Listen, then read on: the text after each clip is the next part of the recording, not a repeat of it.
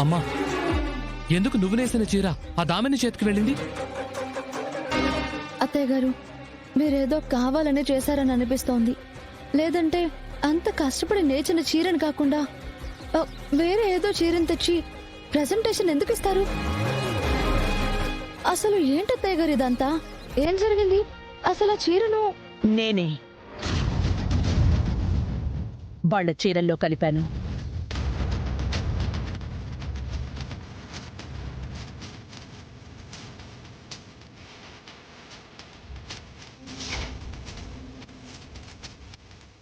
అక్క, ఏంటక్క కాంపిటీషన్కి చీర సెలెక్ట్ చేస్తున్నావా? అవునా ఆనంద?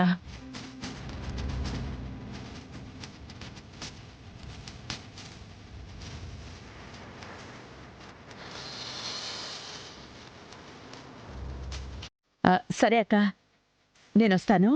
ఏంటి ఆనంద వెళ్ళిపోతున్నావు? ఏం లేదక్క, చీరలు ఎలా ఉన్నాయో చూద్దామని వచ్చాను. బాగున్నాయి. వస్తానక్క.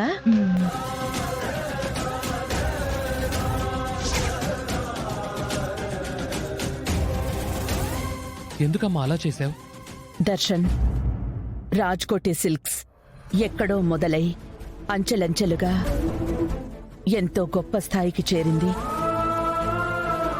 ఇవాళ లీలావతి టెక్స్టైల్స్ కి కూడా ఒక స్థాయి అవసరం ఉంది. అయినా మార్కెట్లో రాజ్కోటి సిల్క్స్ కి చాలా మంచి గుర్తింపుంది. అంత గుర్తింపును లీలావతి టెక్స్టైల్స్ కూడా పొందడానికి ఇదొక మంచి అవకాశంగా అనిపించింది. కానీ అమ్మా, నీ అంత మంచి మనసుతో అక్కడ దామిని ఆలోచించట్లేదు. మన అని మన మాత్రమే అనుకుంటే సరిపోతుందా? తన మనసులో కూడా ఉండాలి కదా. దామినిలో మన అనే భావం పూర్తిగా ఏర్పడకముందే ఆ మనసును అనన్య పాడు చేసేసింది. నానా,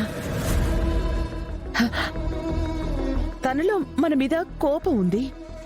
వాళ్ళు వేరు మనం వేరు అన్న భావం పెరిగిపోయింది.